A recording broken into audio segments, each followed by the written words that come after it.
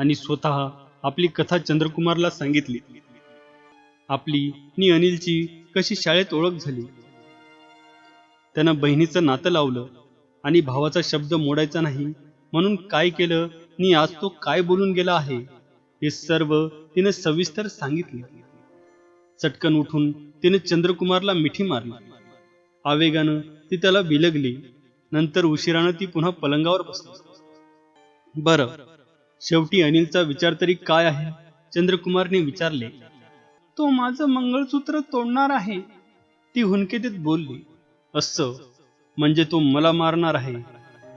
ठीक आहे, आता कसलीच काळजी करू नको, चंद्रकुमार म्हणाला. तुम्हाला कल्पना नाही, तो फार निर्दयी माणूस आहे, तारा म्हणाली. बरं, तो असतो कुठं, त्यानं विचारले. वडगावात, तारा बोलली. मग चल, आपण आताच निघायचं, चंद्रकुमार म्हणाला. चल, तयारी कर. कुठं जायचं, तारानं विचारलं. कोल्हापूरला, शेवटच्या एसटीनं, त्यानं घाई केली. लगेच तारानं पेटी भरली आणि तीही तयार झाली आणि आईचा निरोप घेऊन ती त्याच दिवशी चंद्रकुमार बरोबर कोल्हापूरला रवाना झाली. चंद्रकुमार कोल्हापुरात आला. त्यानं पुन्हा आनंद भुवनात खोली घेतली आणि ताराला हॉटेलात ठेवून तो पुढील कार्याला लागला. वाटेत तारा त्याला म्हणाली होती की हा अनिल भयंकर प्राणी आहे, तो माझाही खून करायला मागं पुढं पाहणार नाही. दुसरी गोष्ट, त्याच्या बंदुकीचा नेम कधी चुकत नाही. तो माझ्या जीवावर उठला आहे, पण मीही त्याला क्षमा करणार नाही. परंतु तुम्ही त्याच्यापासून सावध असावे. आणि त्याचप्रमाणे चंद्रकुमारने सर्व व्यवस्था केली होती. त्यानं 2 गुप्त पोलीस हॉटेलच्या दारात पाळतीवर ठेवले होते आणि स्वतः पुढील तरतुदीला लागला होता. आता त्याच्या डोळ्यापुढून वडगाव हलत नव्हतं. त्याला अनिलवर चालून जायची घाई झाली होती. 2-4 दिवसात त्याने कडेकोट बंदोबस्त केला आणि तो वडगावला निघाला. तेव्हा तारा घाबरली होती.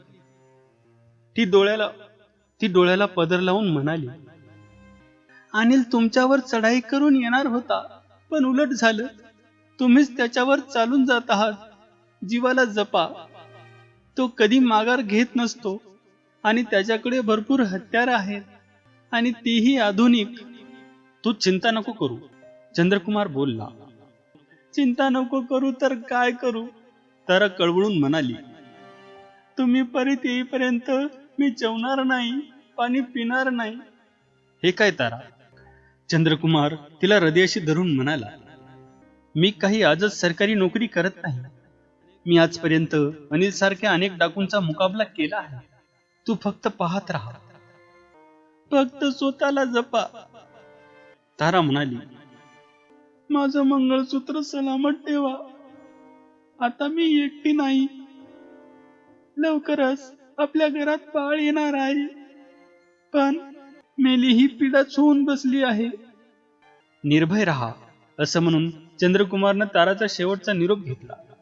तेव्हा तारा म्हणाली. वडगावात जो मार्ग शिरतो नि गाव लागते की प्रथमच एक उंच वाडा दिसतो. तो गावात उंच आहे नि त्याच्या माळीवर अनिलचा मुक्काम असतो, हे लक्षात ठेवा. त्याची माणसं जीवावर उदार असतात. ती मारायची किंवा मरायची पर्वा करीत नाहीत. शिवाय त्यांना अनिलनं सर्व शिक्षण देऊन ठेवले आहे. तारा, मला आता सर्व काही समजले आहे. तू बेफिकीर राहा, चंद्रकुमार म्हणाला. तू आता नाजूक परिस्थितीत आहेस हे विसरू नको. मी निश्चित परत येईल, आपली भेट होईल. बस एवढंच करा, मी काहीच बोलत नाही, तारा म्हणाली. चंद्रकुमार खोलीबाहेर पडला आणि चालू लागला. तेव्हा ती खिडकीतून त्याला पाहत होती. चंद्रकुमार मनात म्हणत होता. स्त्री ही प्रथम प्रेम करते. ती प्रियकर म्हणून प्रेम करते, भाऊ म्हणून माया करते, पण ती जर भडकली तर किती निर्दयी होते, याचा तारा हा एक नमुना आहे. रात्र मी म्हणत होते. तो डोंगराळ प्रदेश शांत आणि गंभीर भासत होता. रातकिडे दीर्घ हुंकार देत होते. गाव हुकाचूक करीत नव्हता. दिवसभर काम करून थकलेली माणसं अंथरुणावर पडली होती. काही झोपली होती, काही जागी होती. ती उद्याचा विचार करीत होती. काहींचा जीव शिवारात आपल्या शेताभोवती हिंडत होता. शेजारचा उंच डोंगर शांत उभा होता. बिकट काळोख्यानं त्याची उग्रता पराकोटीला गेली होती आणि डोंगरात हुकाचू होत नव्हतं. नि झालंच तर एखादं पाखरू विचित्र आवाज काढून मुक होत होतं. त्यामुळं वातावरण अधिकच भेसूरता धारण करीत होतं आणि त्या वातावरणात एक भीषण लढाई जवळ येत होती. परंतु वडगावच्या लोकांना कसलीच कल्पना नव्हती. गावच्या सर्व गल्ल्या ओस पडल्या होत्या नि बोळाबोळात अंधार ठासून भरला होता. त्या अंधारात फक्त डुकरं वावरत होती. परंतु अनिल सावध होता. 2च दिवसात 4 माणसं घेऊन जायचं नि आनंद भवन हॉटेलापुढंच चंद्रकुमारला गोळी घालायची असा त्यानं बेत केला होता. त्यासाठी त्यानं एक मोटरसायकल तयार केली नि धीराची आणि इनामदार माणसं जमवली होती. कोणी कुठं थांबायचं नि चंद्रकुमारचा खून झाला की कुठून कुठपर्यंत कशी दौड मारायची याची अनिलनं एक योजना आखली होती. पण सारंच उलट झालं होतं. 350 पोलीस आणि आधुनिक बंदुका घेऊन स्वतः चंद्रकुमारच वडगावची वाट चालत होता. त्यानं आपल्या पोलिसांना पुढील गंभीर प्रसंगाची पूर्ण कल्पना दिली होती. त्यानं आज मोटारीचा मुळीच वापर केला नव्हता.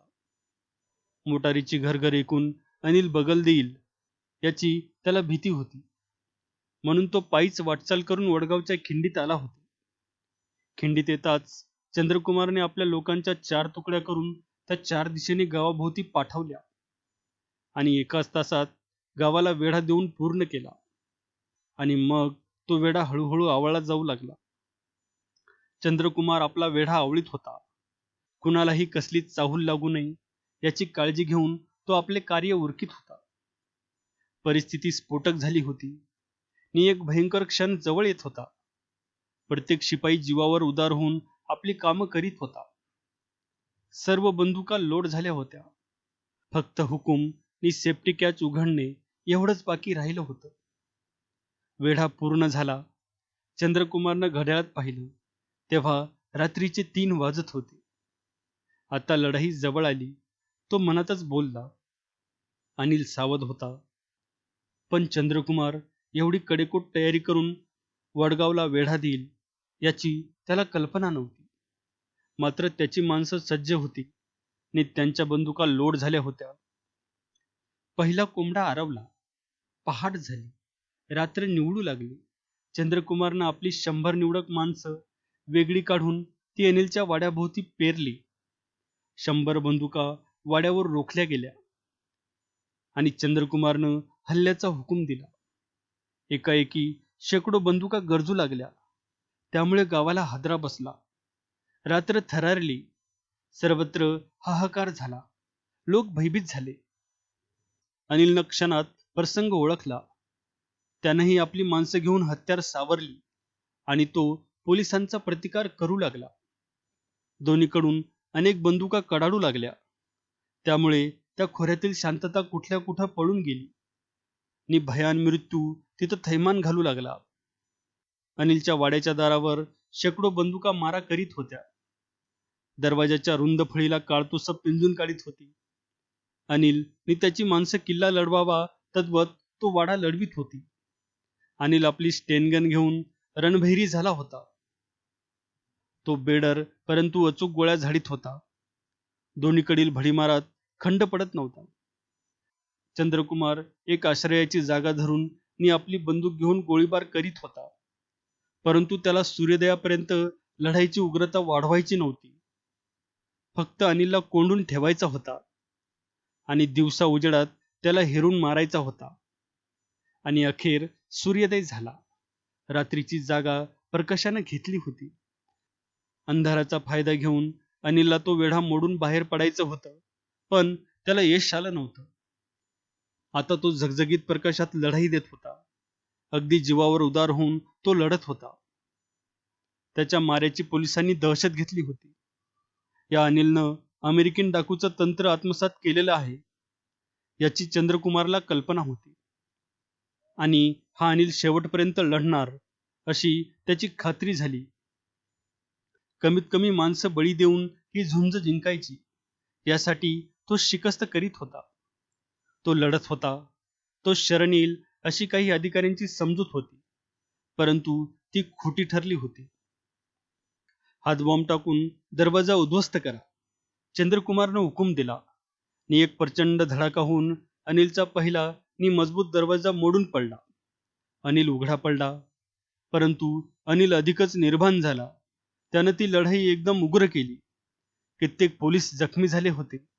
अनिलचे कितीतरी लोक ठार झाले असतील याची चंद्रकुमारला मुळीच कल्पना नव्हती. आणि कोल्हापूरला तारा रडत होती. आज नक्की काहीतरी विपरीत होणार असं म्हणून ती तळमळत होती.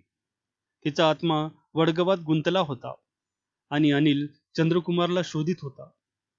त्याला चंद्रकुमार हवा होता आणि तुझ्या गळ्यातील ते मंगळसूत्र मी तोडून टाकणार आहे हे आपले शब्द त्याला मरता मरता खरे करून मरायचे होते. परंतु चंद्रकुमार त्याच्या माऱ्यातच येत नव्हता. त्यामुळे अनिलची दारुण निराशा होत होती. शिवाय आता मुख्य दरवाजा कोसळला होता आणि तो कोंडला गेला होता, उघडा पडला होता. शेवटी पिसाट झाला आणि बंदूक घेऊन तो अंगणात आला. दारात एक तुळशी वृंदावन होतं. त्याचा आडोसा घेऊन चंद्रकुमारला पाहत पाहत पोलिसावर बंदूक चालवित होता. आणि तो अंगणात आलेला पाहताच चंद्रकुमारला आनंद झाला. मग तोही एक एक आडोसा मागे टाकीत अनिलवर चढाई करू लागला. आणि त्याच वेळी एका पोलिसानं तिरपत जाऊन नेम धरून अनिलवर गोळी झाडली. ती वर्मी लागली तसा तो कोसळला. अनिल पडलेला पाहताच त्याची माणसं बावरली. त्यांच्यात बेदिली माजली आणि हळूहळू त्यांनी गोळीबार बंद केला. काही सैरावैरा पळत सुटले, परंतु पोलिसांनी त्याचा पाठलाग करून त्यांना अटक केली. आणि मग वाडा जिंकला. तिथं असलेली पुष्कळ हत्यारं, दारुगोळा जप्त केला. आणि मग चंद्रकुमारने ती लढाई जिंकली आणि वाड्यातील अनिलची अनेक महत्वाची कागदपत्र ताब्यात घेतली. त्यावरून हा अनिल म्हणजे बंड्या वाघ हे सिद्ध होत होतं. नंतर चंद्रकुमारनं अनिलचं प्रेत आणि त्याची कैदी माणसं, तो दारुगोळा हे सर्व घेऊन वडगाव सोडले. चंद्रकुमार जेव्हा सर्व निवारून कोल्हापुरात आला तेव्हा तारा रडतच होती. ती त्याला समोर सुखरूप पाहताच रडत रडत हसली आणि चटकन जाऊन त्याच्या गळ्यात पडली आणि त्याच्या छातीवर मस्तक ठेवून म्हणाली, काय घडलं वडगावला? अनिल मारला गेला, चंद्रकुमारनं उत्तर दिलं. कोणी मारला त्याला?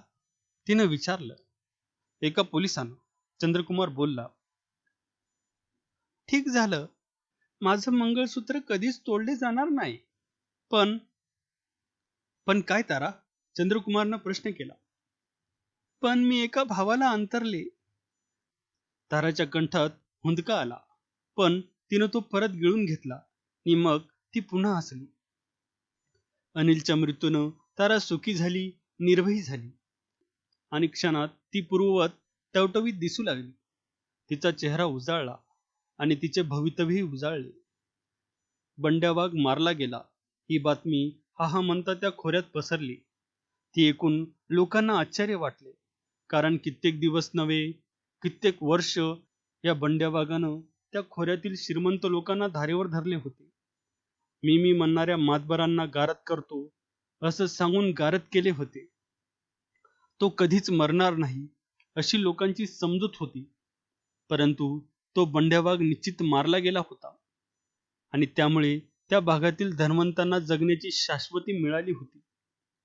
पोलीस खात्यानं सुटकेचा निश्वास टाकला होता. पण अनिल आपला दरारा, आपली आठवण मागे ठेवून गेला होता. त्याला कोणीही विसरू शकत नव्हते. ताराला तर अनिलचा विसर पडत नव्हता. ती आता नवजीवन जगत होती, पण जुने जीवन विसरत नव्हती. जुन्या स्मृती तिच्या हृदयात जिवंत होत्या, कारण आठवणी या माणसाच्या अंतिम क्षणापर्यंत त्याची पाठ सोडित नसतात.